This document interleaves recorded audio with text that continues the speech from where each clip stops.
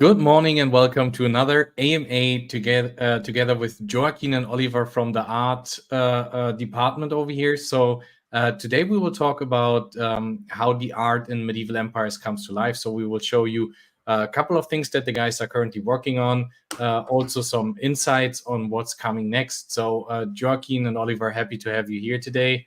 And I will directly pass the stage first to Joaquin. And also for the guys that are new to medieval empires, please give us a short intro, what you've done before, maybe, and then we will talk about the art. Okay, glad to have you in the round, Lucan, as well, to have our audience that is really enthusiastic about our game, and as well to participate in a way to what we are doing. So basically, I would say that my role here in medieval empires is about thinking how we can represent visually this world that we have designed on 13th century, with the warriors, with the lands, with everything that transport the audience to that period of time. Uh, to to be realistic on what I'm doing is that, okay, as every single project we have, there's a lot of brainstorming, there's a lot of reference to take and account, a lot of designs, even designs that probably the audience would never see. For example, in my background, in my career, I've been working quite a lot of years at Disney Future Animation, and I tell you, the audience just see just a portion, very little, among a lot of hundreds, thousands of drawings and things that it helps us just to decide which one would convey the best what we want to represent in our project. I've been working at Disney and other major companies in animation, and as well, I'll try to put this feeling encapsulated into our game. So that's why, for designing buildings and characters and the mood for the visuals we are seeing, I try to put this kind of film vision into it, so as to make it more appealing to the audience.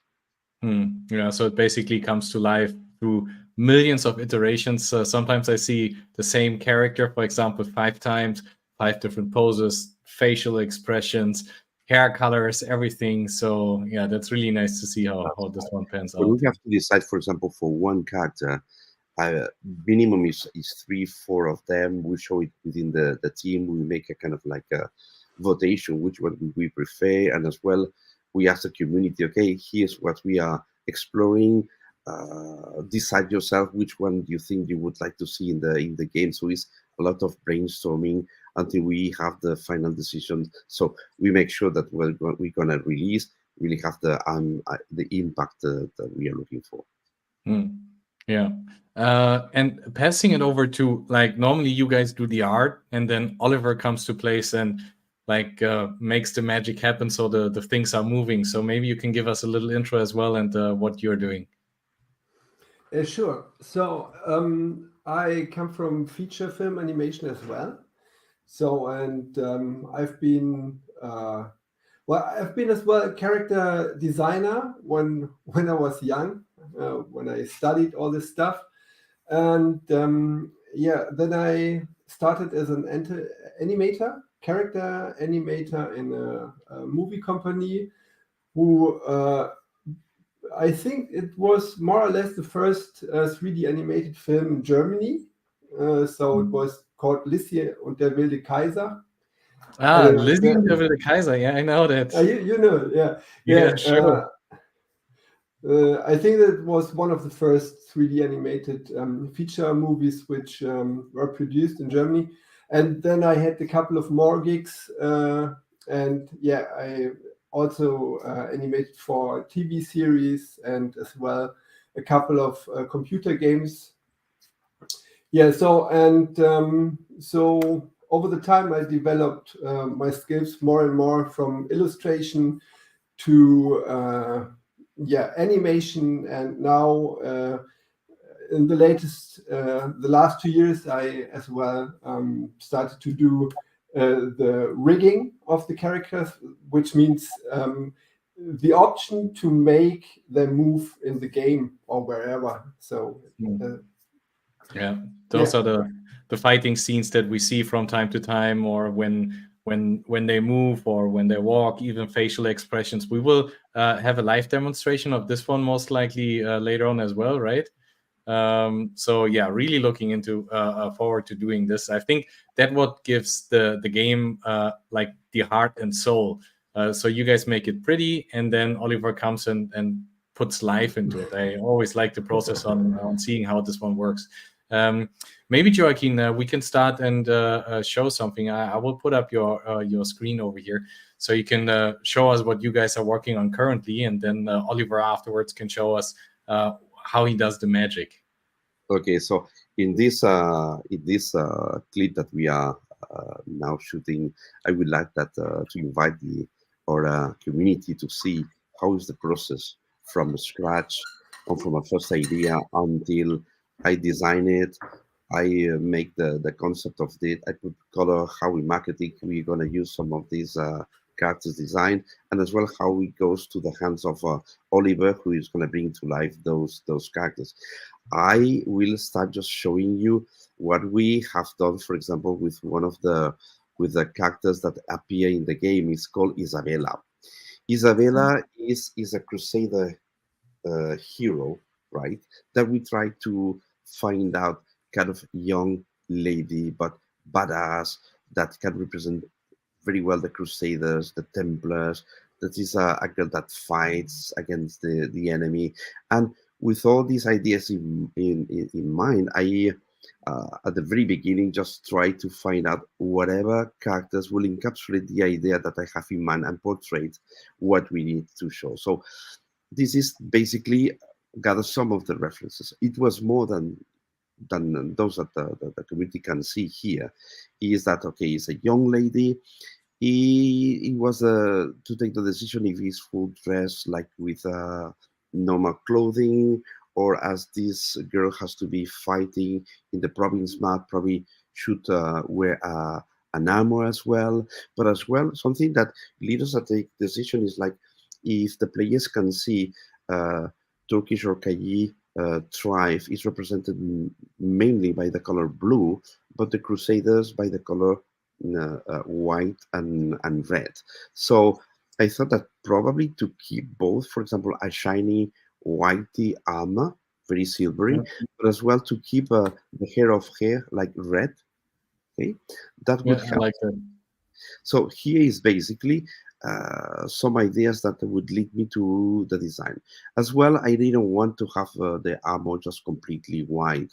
If you see on those images here, they are kind of like goldy stripes and some motifs, patterns inside just to make it more interesting. And even if she's a young lady, shows this kind of like challenging lady that could even lead troops in our province map. So basically, this is how I start. So since there, I start sketching. So looking for a pose for me is it has to be constructed on something solid. So first, the posing, the lines of action, the principal mass, to try to bring in a little bit the skeleton or the anatomy base where I can dress up, just putting other things on the top of it. So basically, this is how I start designing, mainly shape language.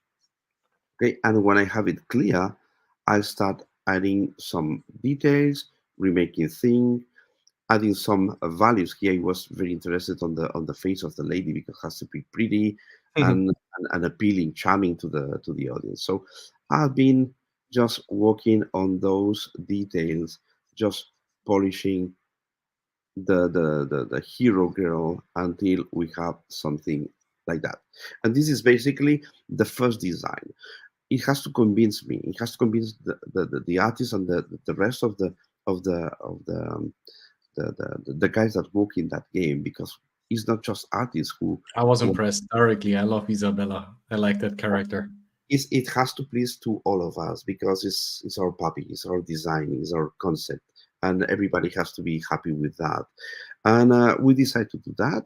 And as well, marketing has been working on different campaigns using Isabella, and the players have seen things like that. For example, here you see in full color with a background in a context, and you see we keep the same thing that was at the very beginning. It's a kind of a white armor, very shiny, that recalls white, but as well the red from the faction, like the that you can see in the skirt, and you can see in the hair as well. Hmm. Other motifs has been used to create and to work that character. And finally, what we have done is, okay, from that concept, just bring it to 3D. So basically, is from the concept, after goes to the 3D professionals that may or create a um, T-pose, is what we call T-pose, because we can see that the arms are not in a logical posing, but allows to have this T-pose. Allowed is going to be the work from Oliver. That's going to take this T-pose and animate it. Hmm. We'll see as well that there's a difference from a concept that it has full details and color, and after when we post this in 3D. Mainly is the code and the shape language what it matters here. So if you zoom in and go to a closer look to the 3D, it's probably not as appealing as the concept, but we remind to the community when they play these characters is so small that what really matters is not the small details, if not is the whole thing what really accounts for us. So that's basically the process we have until we reach the point that is able to go to full animation. So that's basically. Love it. Yeah. I like the drawings that you do. Like whenever you have a character that you start drawing, like I like those sketches that you make, and then all of a sudden you have a real cool character. I'm not the biggest fan of 3D because most of the time, if you put them low poly, they don't look as appealing to me anymore. But only on the close-up look. Like if you have in the game, you won't see them as close as you see them on the 3D items. But I like the sketches and like the Isabella that you put down there. I mean, don't tell my wife, but she's wife material. So yeah, really like that. And afterwards, Oliver, you take over, right? And then you take the character. Do you want to show us how this works, or? Yes, I can show this character. I prepared a scene as well with this character, and yeah, I like the drawings of Joachim very much as well. And for sure, when they are 3D, they are not. It's another appeal they have now. Yeah. So we cannot take care of all this detail and this sketchy stuff. Yeah, unfortunately, but therefore we can animate them and make them alive in another way. Yeah, I can share my screen now if you perfect. if you like. So let's see. So share screen. Yeah, I really enjoy seeing all the characters come to life, and they are already in the game. So you can see Isabella already in the game. And yeah, let me put up, so Oliver. So as you see, they look directly like the face is not as beautiful as I think anymore in 3D, but I think that's part of it. But therefore you can bring it to life now. So yeah.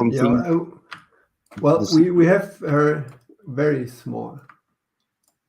Yeah. So in the game, yeah, if it looks like this in the game, yeah, then you don't see all the details, but still, yeah, looking already nice. Yeah. Right. What's important for us is that the player recognize that hero in the context. Something that is just between us. Those are the animations that the players can see in the province map, and they can send troops and they can fight one with the other ones. But it's just kind of like just between us. Even Oliver will work on some more close-up, high polygon characters. But it's something that we hope that we can show in the future. But we are experimenting a lot on very high resolution with details, lip sync, and other things. But it's something to come later. But we want that our audience respect that feature. Okay, that will come in the future. But at least they know we are working hard on that game. Yeah, I already saw a couple of things of those, and they're really nice. We will definitely use a lot of them for marketing. So yeah. Yeah, you said it. Yes. Yeah. And how do you bring those characters to life now, Oliver? Okay, now we this one is already alive, so I just can press the play button and it works. So I did some test poses for the skinning. So I start with the 3D model. I get it textured and nothing else. So I have just a bunch of polygons organized and painted. And in the next step, I have to create a rig for it. So a bone skeleton, which can be animated. So I hope I don't mess up the. Oh, it's the same one. Oh, sorry. So I need to open the rig. So yeah. So this is not necessary. I just put it for me because when I've you know what you're working Windows. with. Yeah, right. So I have screenshots of it and they appear, and sometimes I mess it up with the animation scene and stuff. So it's not necessary. But okay, in the next step, I put now you see all these orange lines.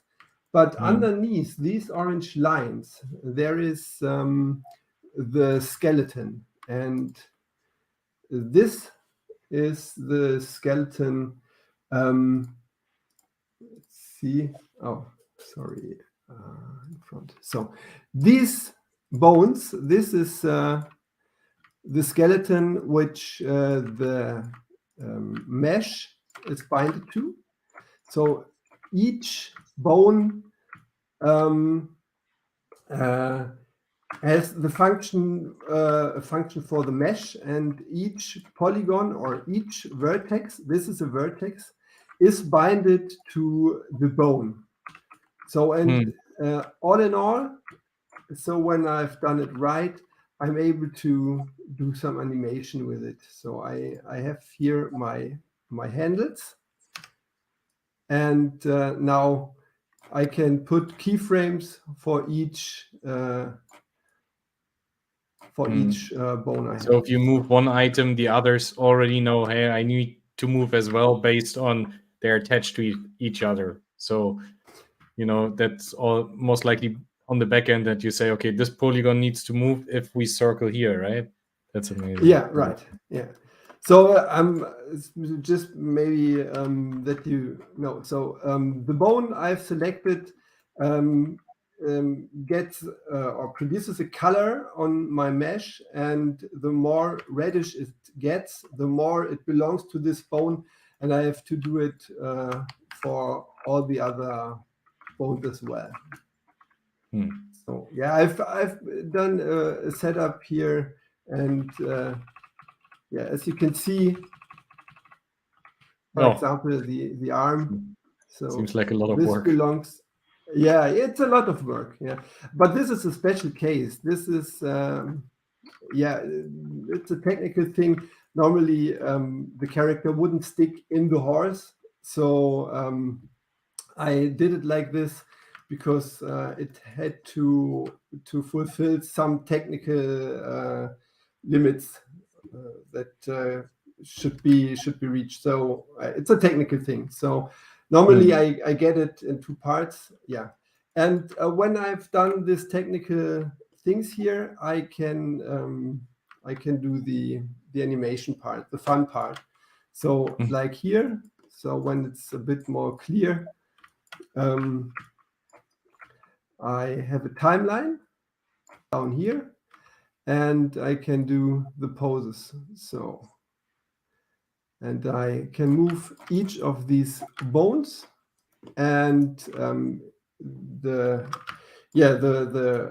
key, it's called key, is stored in the timeline, and each pose has here, as you can see, all these little dots called keyframes, And yeah, and over the time, when you put it together, something happens like this. So, and for this character, I just put the test scene here, and of course I have other scenes where we have our setup for the game. So in the game we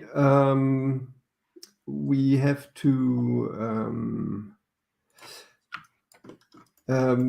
create a set of animations. So the idle, the run, the attack, a hit, and a loose pose. And I can put them here in my list. So it's not always the same thing, but I have a list here, and so this one's the running animation. And then I have as well the loose animation. So when he dies, so awesome. the hero, we decided on that heroes cannot die. So he just falls off the horse and he's out of the race or out of the fight. I think so. And yeah, so I put together here the animations of which we need for the game. And then I have two different approaches to the style of the animation. So on the one hand, we have the pose-to-pose animation, which I've done here. So I have keyframes, I have poses, and I put them into time. So by hand, I more or less what Joachim does as well. He draws the character in a pose, and I do it over time. So I start with the first frame, and then I have this pose, and the computer interpolates for me from pose A to pose B, and then I start to stuff it with more poses, with overlapping actions and stuff like that. So this looks similar to the movies that you see where you, with those stick figures, that you have to move a certain part, then take a screenshot, then have the next one, take a screenshot and everything, and put that together. Right. You have a movie, but in between those steps, basically the program takes over and makes it seamless, right? Right, that's right. It's from the technical point of view exactly the same as we have it in a 2D painted movie, or as you mentioned, stop motion animation. It's from technical side almost the same, except that I can always change it in time. So I can I can do this animation until it's perfect. So in the other side, you can do it as well, but I think it's there it changes a bit. It's seems to me that when you draw it or when you stop motion it in reality, just to bring reality to 3D, right? We have concepts like, for example, slow ins and slow out. So when we do something, so some frames go close to the other person, some more fast, like that secondary actions, like when we have a fabric or a cloth or a flag, that it follows the whole rhythm of that. There are a lot of things and that's why as well we are showing this video, is to allow the community to understand that what they see, there's a lot of work and there's a lot of combination and a work team together. And when from artist to artist, we just build up this process of working, and after it comes to the game, it's just awesome because we stimulate each other.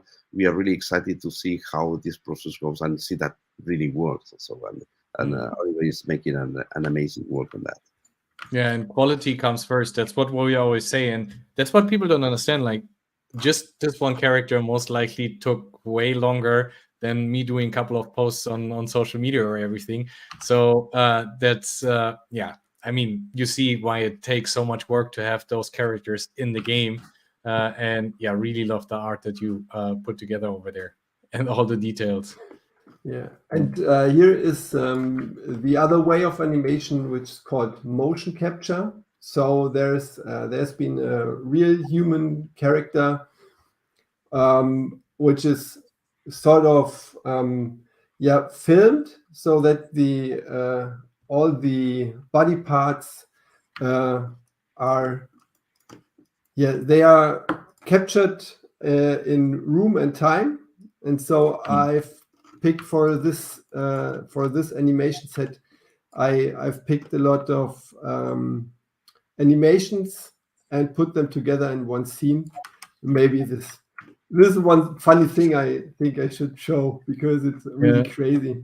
We have Some are one trying- of those motion capture animations with two fighters as well, when they fight with their swords and everything. We also have it on social media. I can pull it out as well on social media again. That's really nice. And then that's what you see in those movies, where they have all those dots on their body and those suits, and then they start fighting, and afterwards you are the guys that bring it to life, put all the motions together. That's also how Gollum from what's it called? Lord of the Rings. The Lord of the Rings comes to life. Also the facial of things with all the dots over here. I think that's amazing what you guys can create over there. Yeah. Well, that is the easiest part. The challenging stuff is the hand animation, when you have to think about each pose and put it in time. So that's the more challenging, but it's I like it very much, because you have full control. When you have motion capture data, somehow here you have something which moves, and now that's it. So it's a technical thing. It's too many keyframes I have to deal with. So as you can see, these are all keyframes. And when I've extracted my animation or did a post-to-post animation, it's much more controllable. Maybe I should point dots all over my body, make a couple of videos, and then you can motion rig me as well.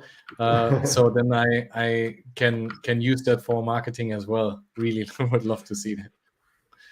Yeah, there are options already. So there's this this gaming console called Wii. I think you can do motion capture with it already. So you just need a camera, or with a VR set you can do it as well, I think.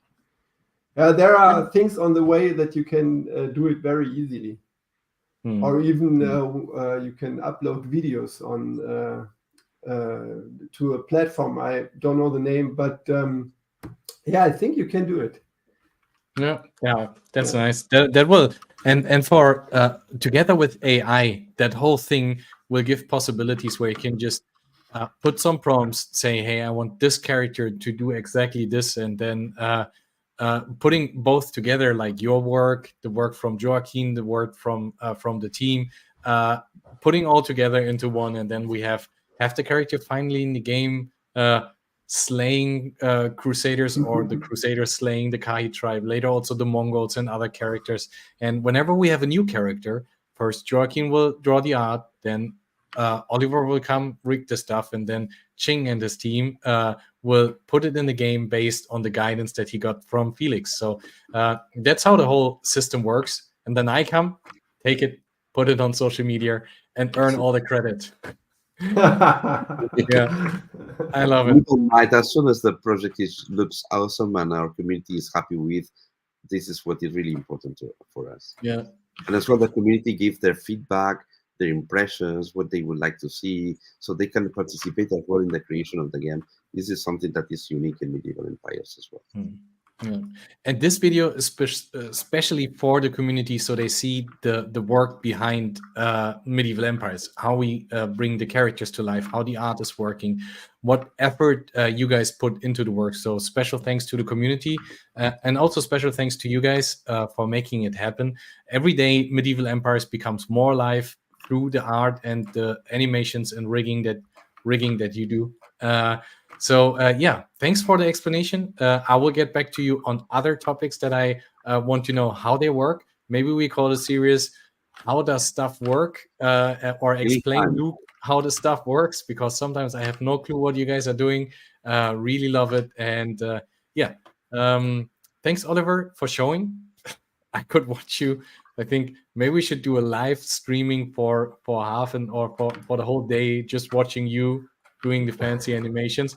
And I would like to see maybe the same with Joaquin drawing the characters. Keep your eye out on our socials. If you have questions, put them in the comments below. Joaquin and Oliver are happy to answer them, or I will try to answer them for them after asking those guys all the questions. And then, we see each other on the next episode where we will dig behind the curtains of medieval empires and how things are done over here. So thanks for tuning in, and have a nice day, guys. Thank you very much to all of you. Thank you. Cheers,